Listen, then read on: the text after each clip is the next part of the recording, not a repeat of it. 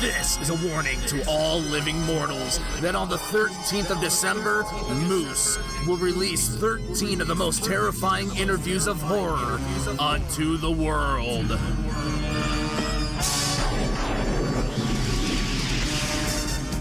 That's right, 13 brand new episodes in the month of December, leading up to our season premiere. And until then, Horror Hounds, mash on.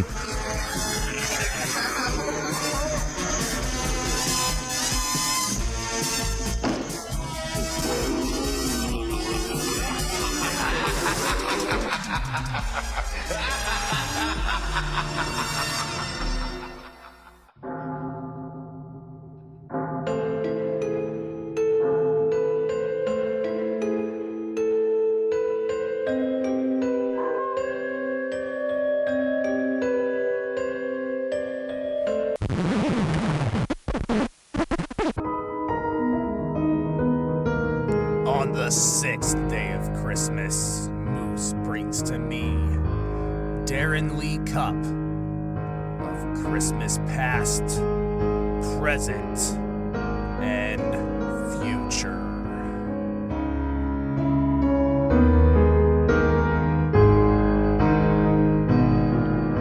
Welcome, Horror Hounds, to another all-new Moose's Monster Mash. I'm your host, Moose. This is another installment in the 13 horrifying days of Christmas. And today, we have what could be considered the Moose's Goes to Christmas Past, Present, and Future, as our guest has been involved in projects we've talked about in the past, we'll talk about this year, and we'll most likely talk about in future years. So, without further ado, let's welcome Mr. Darren Lee Cook. Thanks for having me. Oh, thank you. I'm glad we were able to get this knocked out. And yeah, it's, just looking through your list, it's funny because one of the, we're talking Tin Roof, I'm talking with Rebecca Reinhart and Rob Mello about Tin Roof, this year. And obviously the listeners know I've talked a lot about Reunion from Hell, too, with Hayden, and you're in both of those. And there's, as we talked before we started, you have a lot in post-production, so there's going to be a lot that I want to talk about in the future. So it's really fitting this whole Christmas theme of where your career's at right now. Yeah, there's a lot actually. I think I've got two right now that are Christmas related that are in post-production.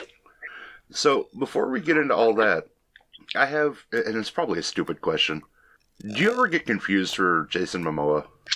Oh my god, I hear it every day, yes. Okay. Every day of my life. I'm so glad it wasn't just me, because the first time I saw your picture, I was like, oh shit, he looks like Momoa. Because I have a beard and I have long hair, that's pretty much it. I mean, don't get me wrong, it's a good problem to have. If I'm going to get for sure. If I'm going to get compared to anybody, I'd probably like to be compared to arguably one of the hottest guys in Hollywood. Yeah, I do appreciate the compliment. I would never knock it, but I hear it a lot, yes. So, where did you get your start in films? What was the spark to get you yep, I want to act? Oh, that happened really young, man. So, in single digits. I was that kid that grew up saying I was going to be an entertainer. So I never thought to have any other job or any other life. And that happened from a really young age. That was just from watching movies and just falling in love with being able to pretend and get paid for it. So it's just sounded so fun to me. And then growing up as a kid, I was always involved in the arts in some degree. So that was a very early realization I had. Well, and I started working really young. So I was doing plays and theater and all of that kind of stuff as a kid. I just never stopped.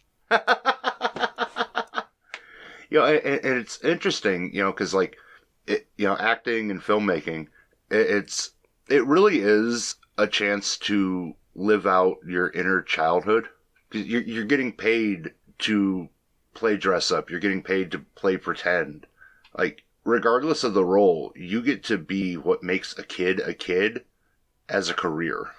Yeah, well, I went at probably like at the age right out of high school, I went the dance route rather than the acting route, and I became a professional dancer really young and a performer. So I had done performances. I worked as a part of a couple of movies that came out in the dance world. And it wasn't until 2000 and, oh my gosh, I can't even remember now, like 2000 and, I want to say 12 or something, where I have gotten to the point in my life where I'm able to step away from that dance world and pursue acting as well. So I've been able to get back into acting, which I had put on hold. I hadn't done a play since 2012. That was the year that's the year that it started.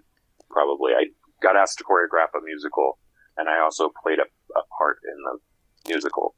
And then I was like, man, why have I put this off for so long? Because I hadn't done any acting probably for a decade. So now I'm curious, what was the musical? After the other. Say that again? So now I'm curious, what was the musical? Legally Blonde. Oh, nice. So I choreographed all of the dance numbers that was in the production, and I played Emmett. So it was a lot of fun. It was a blast to be back on stage, and because that's what I did originally. I was theater trained, and then but the schedule for theater is out of control. Yeah. And I also have a performance company that I own and a dance studio, so that goes nonstop. That's full time all the time. So I can't commit to the stage. My busiest time is in the evening. So, but with the film, you can get them done much quicker, and you still get that acting bug out. So I started doing films, and then it was like bang, bang, bang. I just did a ton of them. So that's because I can step away from the dance world, really, for just a minute. That's insane. But you're right. I mean, like, theater acting and acting in general is such a different high. Mm-hmm. You know, it's almost addictive. It's a different type of world for sure. And it's funny too, on a movie set, usually when you are a theater actor as well as a on-camera actor, we can spot each other on set. So you can usually tell somebody is a theater trained just in the way they handle themselves on set. I say, in my experience, the theater trained people tend to be a little bit more, like, they project more, they're, a little bit more, one, composed, and two... More campy. Yeah. More, it's bigger, it's more elaborate, it's animated. It's Disney. Because... You're right. It's not, like, when you're on stage, you have to make sure the guy in the nosebleed seats can see and hear exactly what you're doing. Whereas on camera, that's not really a problem. It's if they want to focus in, they just zoom in. That it translates. I'm a singer as well, and it translates into that world as well. So when you go from being a singer who is on stage, like in a musical or anything like that, you have to sing to the person that's in the back of the auditorium. So you project much differently on a stage. And then when you go into a recording studio, that entire audience is now right inside your mouth because you're talking to a microphone, which is right in front of you. Yeah. So the way you project and the way that you sing, if I was going to go into a recording studio and try and sing the way that I do on stage, I'd blow that producer's eardrums out. Oh, definitely. So you start singing more from your throat than you do from your diaphragm. So exactly the same analogy crosses over into acting as well. When you have a camera that can capture every single emotion in your face, then you don't need to project those emotions as big as you would on a stage for somebody that is 500 yards away. Yeah. You know what I mean? So it just translates from both worlds. So when did you get interested in horror? I know before we were talking, and you said that, you've been a Nightmare fan since you were a kid, and we'll definitely get into, the perks of that here in a little bit. But, like, was that your foray into horror, or was there something else that tripped that bug? No, maybe. That might have been, like, the original Nightmare on Elm Street might have been the kickoff. I can't remember. I was always that kid who was into gore and Friday the 13th, and I had those posters on my walls. I was a huge horror fan, so I was the kid that everybody thought was a little weird. But it tracks. It goes with the theater. Yeah. So it's all the same. It's just all big theatrics, and I didn't find it scary. I found it exhilarating. I thought the more psychologically they freaked me out, I enjoyed them more. So it was never really about the gore aspect of it, but they're thrilling. Oh, so yeah. I became a huge horror fan. And then Nightmare on Elm Street, that series just drug me in. And that was my childhood growing up. So as I was growing up, those movies were being released. I was anticipating each one in the theater. So Nightmare's got a huge, it has been a big part of my life, just growing up. But I like all horror. Anything that I thought was scary. But I tend to lean more towards more from the 70s and 80s horror films. It's more like the classic.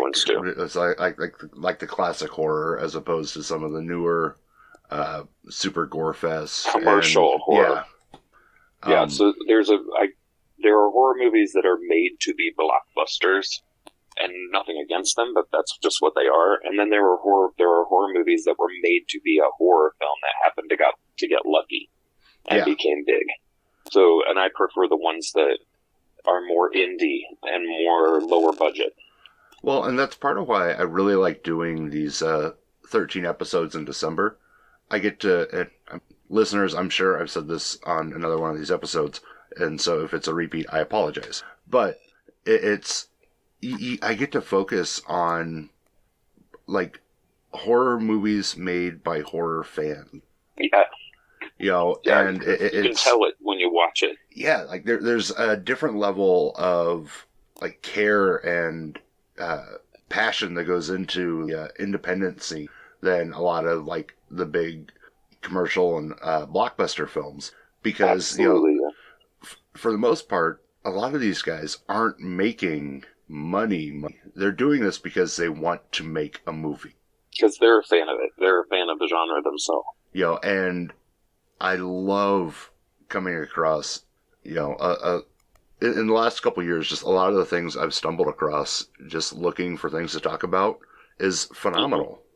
And it really opened up my eyes for where, like, the indie horror scene is. And there's a lot of amazing creators in the indie horror world right now. Yeah, agreed. And you happen to be, going the route of blowing up in the indie world. Well, will be blowing up in the indie world with everything that's coming out. And just acting, in general, like, your name's going to be everywhere, I think, within the next year or so. And yeah, well, fingers crossed. That's the plan, right? That's the plan. That would be awesome. I do have a lot of stuff that's going to drop like simultaneously, though. That was just a timing thing that happened, but that'll be a cool moment when they all come out and everybody can finally see them. Oh, definitely. And I know from a, just being kind of attached to it standpoint, the one I'm super looking forward to is Reunion from Hell 2, just because I have done so much like behind the scenes work on it. I'm ready to see the final product, and that's, you play Wes in the movie, and you get to work with Lisa Wilcox, Danny Hassel, and Mark Patton, which, as you said, Nightmare was your franchise. Talk about a dream come true. Still is. Yeah, absolutely. It was a fated opportunity for sure. The way that everything just kind of fell into place, and I was led into that experience. Yeah, it was really cool, and they were so cool. Say, what all was that like? What all was that experience like? Summer camp. It felt like summer camp. It was. I can't even remember how many of us there were. There were a lot of people there. Yeah. I'm going to say at least 15. This sounds right, yeah. And all in that one cabin, and we were literally all under the same roof. It was very close quarters, so it was like summer camp. Like, you don't often go to sleep at night and you can hear people breathing around you. Because they're literally right over there. But it was fun. And I got to go to summer camp with 3 people that I idolized as a kid, which was very, very cool. So that's definitely a bucket list item for you. I mean, you get to essentially live with your idols for a few weeks. That's surreal. Yeah, that's crazy. It's like Big Brother Horror I had Edition. met all of them before, but I'm a horror fan, so I go to cons. So I have met them and spoke with them at cons and stuff. Not that I'm sure they would remember, but I certainly do. Oh, definitely. But yeah, getting under the same roof for like an entire week, not longer than that. It was like a week and a half, I think. That was a very cool experience, and it led to a lot. So it led to 3 friendships with the 3 of them, and I'm still in contact with them. I've cast them in a movie that I'm going to be producing. So every opportunity leads to another opportunity. Oh yeah, that's the cool thing about this business. Everything's a step forward. It's should be. Hopefully. Everything should be a step forward and a building block to further yourself and your relationships. Yeah, and people around you. Because that's why if you look at my career, a lot of those names crisscross. Mm-hmm. So I've worked with the people multiple times on different projects, and that's just how it works. You work with your friends. Oh, yeah. And then you eventually, become friends with the people you work with, so it just kind of all rolls together. Do you have, from Reunion from Hell 2, a favorite scene that you shot that you could talk about? Well, I don't know what I'm forbidden from talking about. I mean, probably just don't spoil anything, but outside of that. So if you die, don't tell us. Well, my favorite scene in the movie is a scene where an argument takes place between a bunch of people, but at the time, it was unscripted. Oh, so wow. we all got to improv, and that was a lot of fun to be able to improv with people from Nightmare on Elm Street. So it was just a really fun experience to be able to get heated in that moment and not know what anyone was going to say at any given point, and we all just got to play, and that was a lot of fun and a really cool scene and a cool memory, actually. Just really step into the character and be like, all right, is that the I think it's the cabin scene. It ends almost with a fight. It's in one of the trailers, like a brief snippet of it. Oh yeah, maybe. But yeah, it's you get to really see like, okay, how would my character roll in this situation right now, and just run with it. That's again, bucket list stuff. Yeah, it was fun. I love improv. Because I'm theater trained, so anybody who's theater trained loves improv, where we can just make this stuff up. And improv makes a lot of actors uncomfortable. They need it to be scripted, but improv to me is a lot of fun, and everybody I think had fun at that particular moment. Just making it up of whatever you thought your character would say in that particular moment. Oh yeah, and it's definitely a skill, because there are a lot of people who can't think on their feet. And improv requires that ability to, zig and zag and think on your feet and keep moving. Yeah, for sure.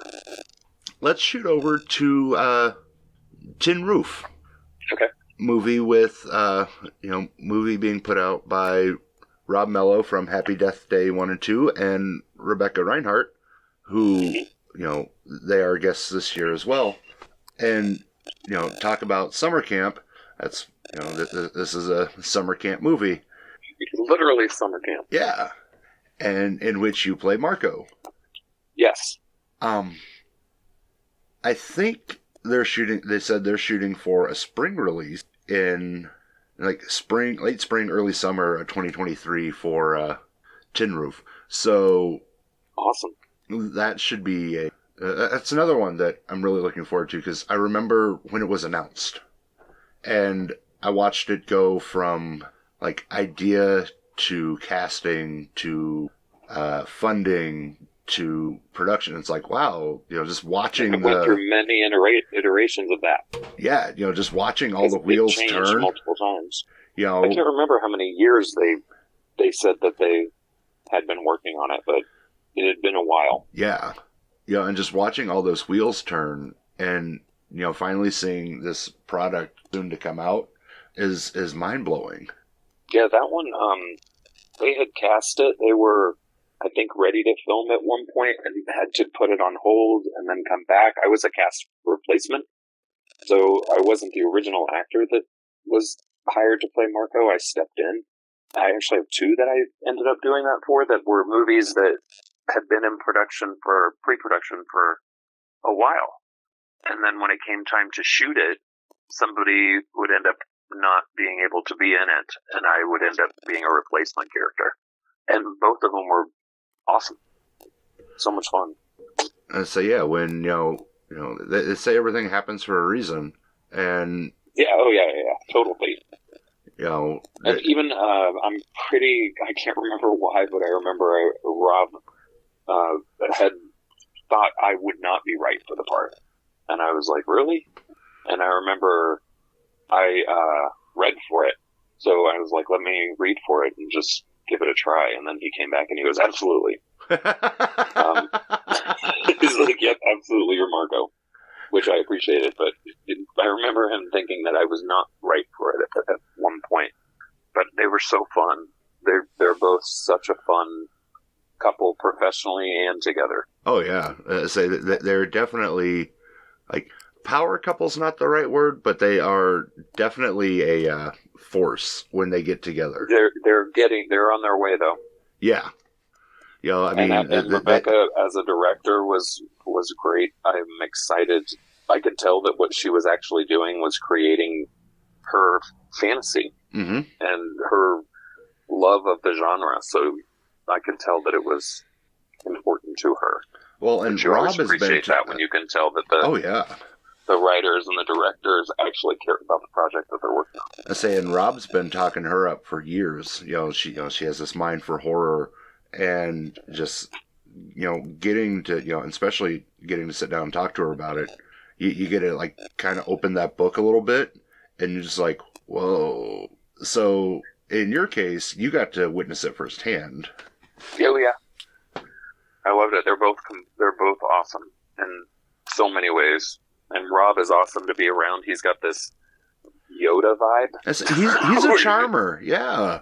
Yeah, you just feel like you're listening to words of wisdom as he talks, and he's just a very cool guy, chill guy to be around. And he's one of those guys, if he likes you and, you're good to him, he's got you. If you need something, he's got you. He will do whatever it takes to help you out. It's phenomenal. Okay, so there was the improv scene in Reunion from Hell 2. Anything like that with Tin Roof? It's the behind the scenes stuff where it plays out really good on camera and you wouldn't expect it.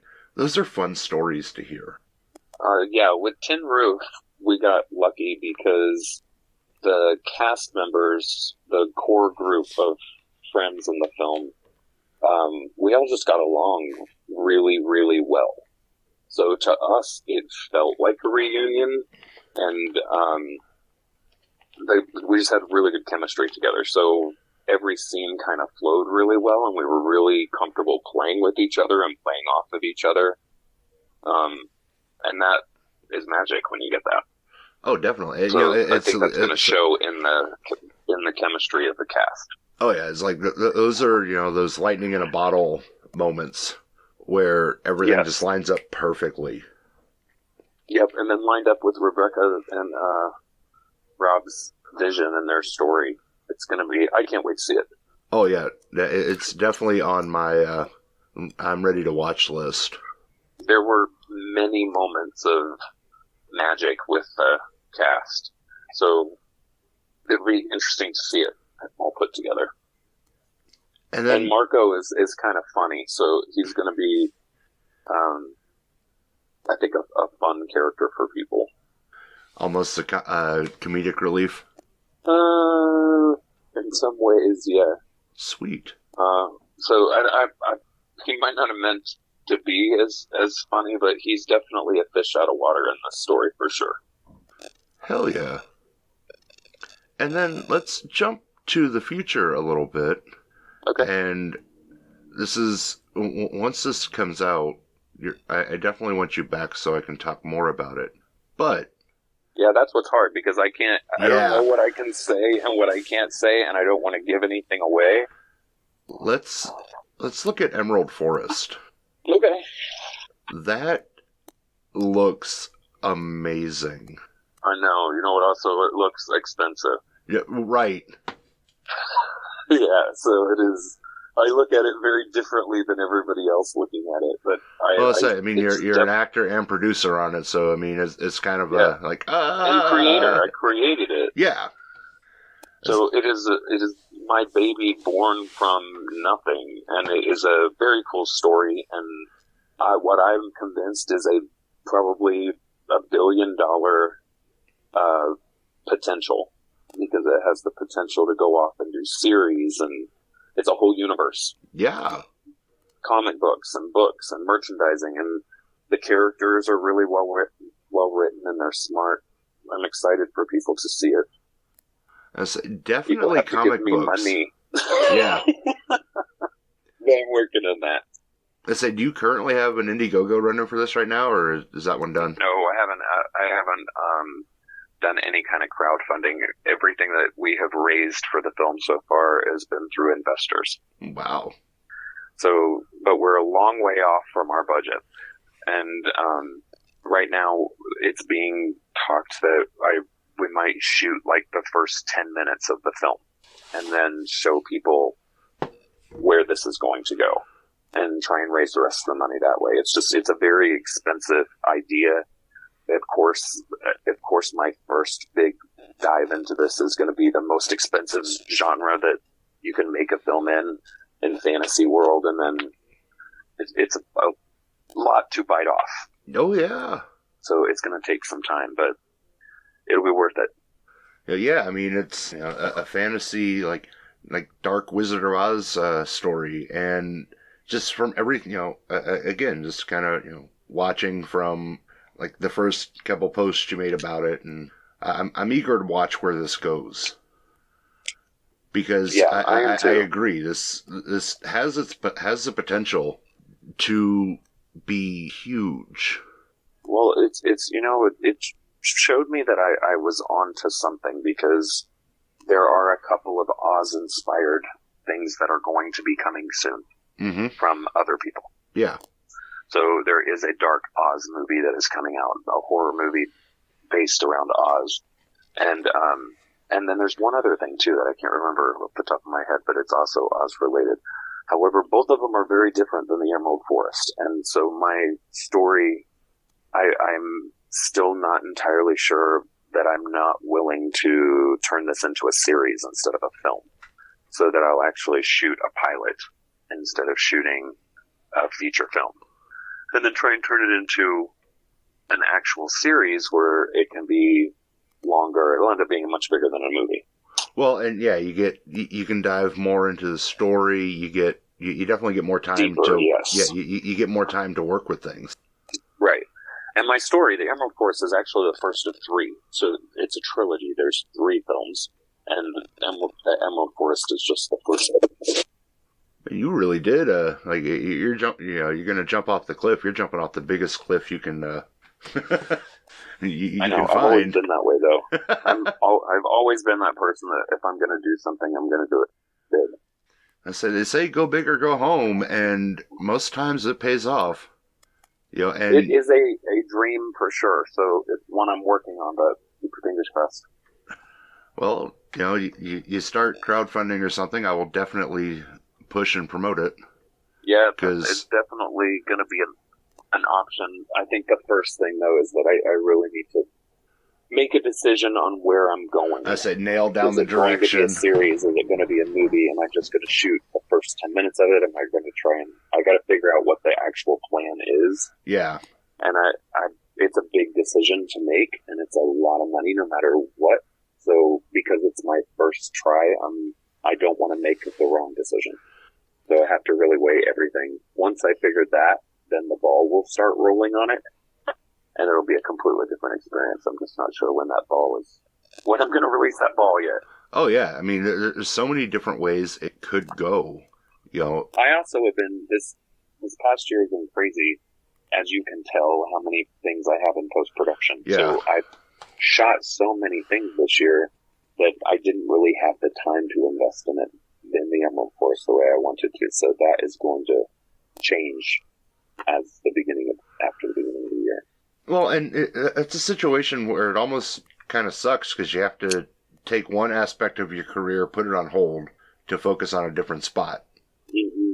You know, it's not like, okay, I can do this movie, and then I can hop over and do this movie. Different types of characters, fine, so be it. But this is a movie where, you know, with idea and story and long-term, where's it going, there's a lot of man-hours that go into just planning. Yeah, I could probably employ 20 people.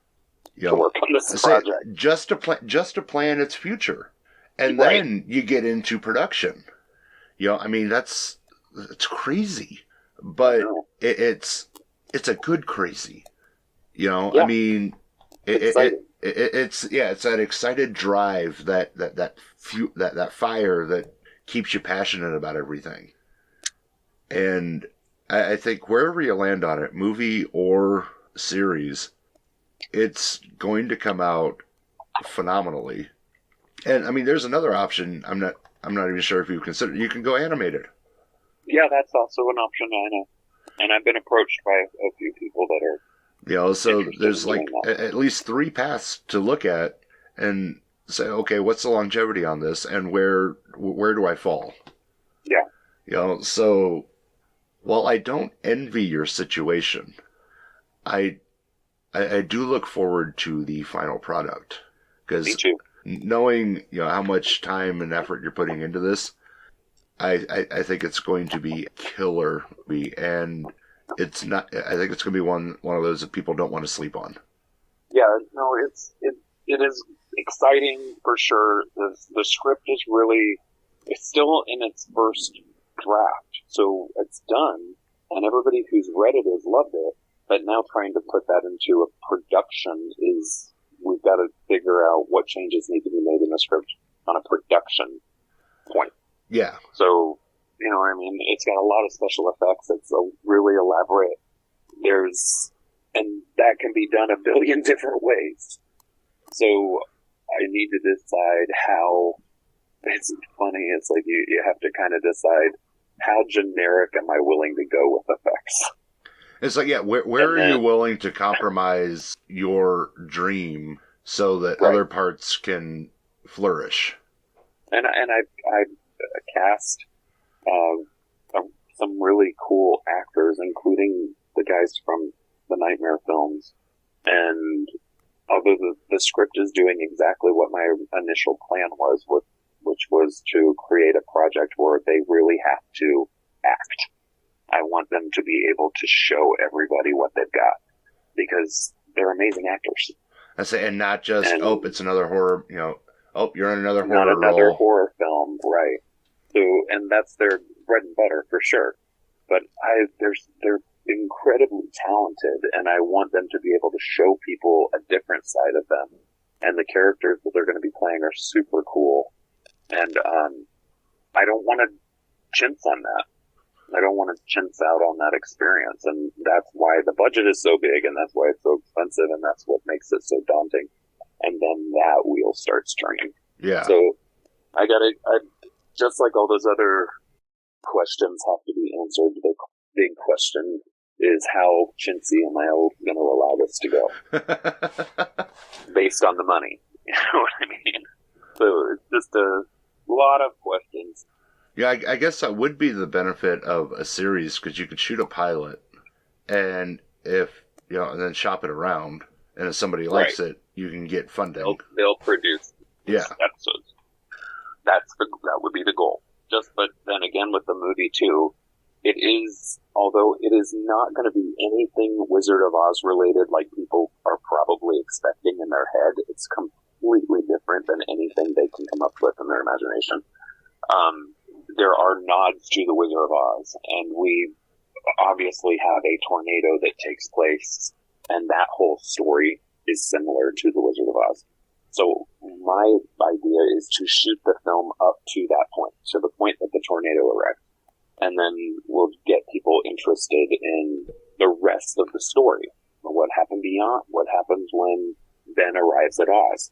So that would be a way to raise the money for the movie. Yeah, so and looking at the artwork from it, I've been getting like solid Dungeons and Dragons vibes, and like it definitely, it's very solid in the fantasy realm, and I think when you get this knocked out, it's gonna blow some people's minds. Yeah, I think so too. I hope so. That's my goal. And I've witnessed that mind blow happen in front of me many times with people that have read the script or listened to the story, and everybody seems to get very excited and wants to jump on board once they've heard all about it. So that's exciting to me. That means people are really interested in it, and it's a good story. And it's a good story. It's got good characters, and although we don't have the traditional Oz characters that people think, we have whole new races and whole new types of people that nobody's ever heard of, because this actually takes place 500 years before Dorothy. So there are different realms and different witches and different things that are happening, but through the course of the films, people will see the Emerald City become the Emerald City that they remember. But why? Nobody would ever know, because that story hasn't been told. You know what I mean? So it's completely new, but it will have a sense of the Wizard of Oz, for sure. So it's almost like a spiritual prequel. It'll have a lot of different stories that go along with it, but there'll be people will see. You'll see the Yellow Brick Road get built. You'll see the why the Emerald Palace becomes Emerald. You'll learn stories that tie all that together, but they're new stories, and there's new magical realms and creatures that are not traditional Wizard of Oz, but they'll tie in. I absolutely cannot wait. I mean, I'd imagine you're more eager than I am, but yeah.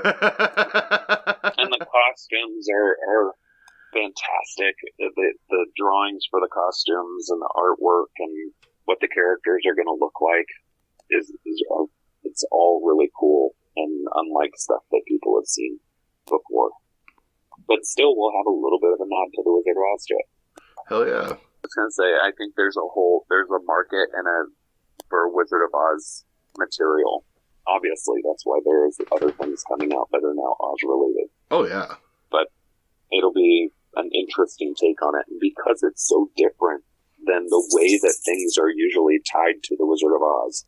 Usually when anything comes out about the Wizard of Oz, it is tied to the characters of the story. Whether it's Dorothy or the witch or whatever. Where the Emerald Forest does not do that. We're not tied to any characters in Oz because our characters are way before that. And they're nobody would ever know who they were. But they are tied to those characters of the future. So just how is the interesting part. And we go into so many different things as far as the witches of how they get their powers. And it's just a very deep, interesting, new take on something rather than something that's regurgitated from the past. It's exciting. And I think that is what people are finding so interesting about the story.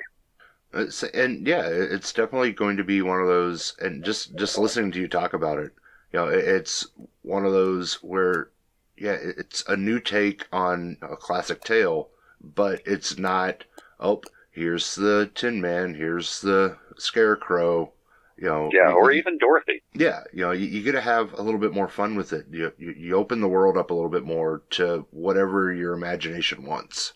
Yeah. Well, and your budget allows. Is going to be playing Oz, which is so cool. Yeah. And unlike anything she did. And that actually came about from a conversation I had with her during the filming of Reunion from Hell 2. So I had asked her if you could play any character that you have never played before, but you think that if you got a chance to play that type of character, you would just rock the shit out of it. And she described this evil queen that she always wanted to play. And that is kind of what sparked the Emerald Forest, and she's playing that type of character and playing the queen. And it's not the traditional Oz. Her name is Osmodeus, and so she just goes by Oz. But she's the villain. And for her to play a character like that, I think people are not going to know what hit them when they see her put that outfit on and turn into that character. You know, it's funny that's the question that started her role in movie, because that was actually going to be my next question for you. Was if there's any kind of role? Yeah, any role, you know, that you could play. What would it be? Have two. I think I would love to play a hardcore, something very hardcore action, and physical. I'd love to play an action star while I'm still young enough to pull it off. And then I'm also dying to do a comedy, and I want to get a chance to show people I can be funny, rather than I can just get cast in something to look intimidating. Or just be the big enforcer big type. dumb guy. Yeah. Yeah. Or the villain. Yeah. Like, I'm funny, man. Give me a chance to be funny. So I'm dying to do a comedy. So I'm looking at projects for that in that kind of realm. That would be my goal. Hell yeah. Or what'd you say, my dream role? Yeah. Yeah. Some kind of comedy character. I'd love to play like Ash from Evil Dead. Oh, that'd be cool. What a great role. Yeah. Say it's And a mix of comedy and action. Yeah. But why wouldn't you? No, exactly. I mean, you get a role like that, you run with it. Mm-hmm.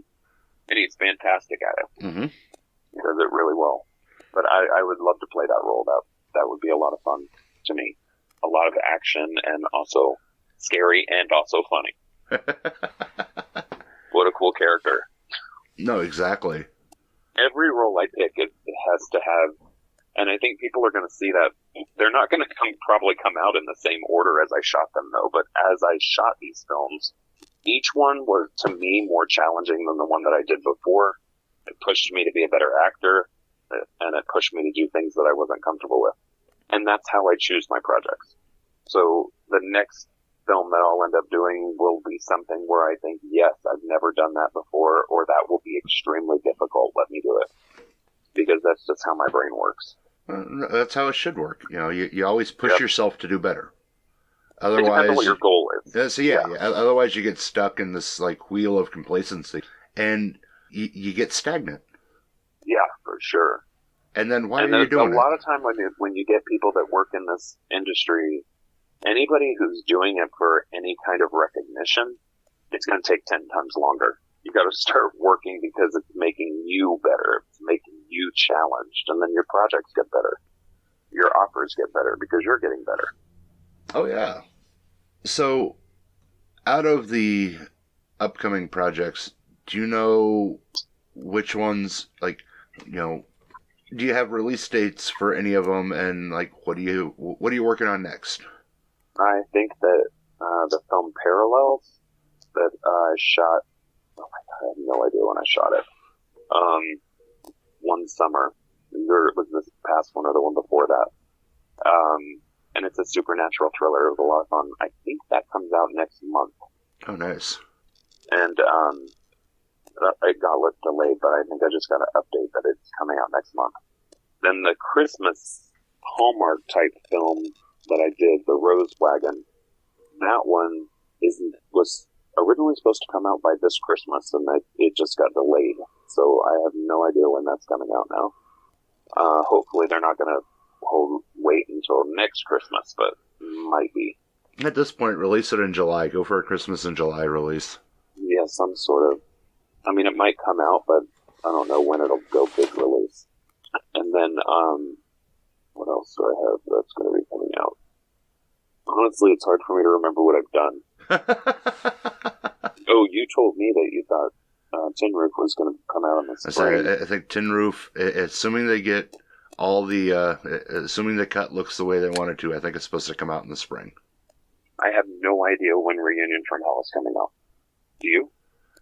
I know that they were shooting for sometime this month, next month. It kind of, I think at this point, it depends on where the edit falls. I know they're close. Did you say this month or next month? That was the original plan, yes. Oh, wow. I had no idea it was that close. I think I remember hearing about a premiere. And then, but I don't remember when it is. Yeah, I'm not sure either. So hopefully we'll be getting some of these projects off your upcoming list and on your current list, so people can see your work. Well, not see your work, but see some of your newer work, rather. Yeah, I think as far as things that have actually been released, there was a short film that was released for a film festival, and it won the film festival. That's out. Oh, nice. And it's cute. It's called Neutral Nervous, and it kind of goes through the different ways that people meet in a film, as this guy is giving advice to a friend of his on how to pick up some girl. It's cute. Mm. And that was for a 48-hour film festival, and it won the film festival, and I won Best Actor. Oh, wow. Congratulations. So, yeah, thanks. It was cool. That's out. And I think there are going to be a couple in a few months. I can't remember what's out, honestly. Well, you've been a busy man. I know. Well, I'm always doing something. Before we wrap up, where can listeners follow you for updates on all of the lovely projects that you have eventually coming out? They can find me on Facebook, or they can find me on Instagram, and it's just at Darren Cupp. And listeners, I will put both of those in the episode description so it's easy access.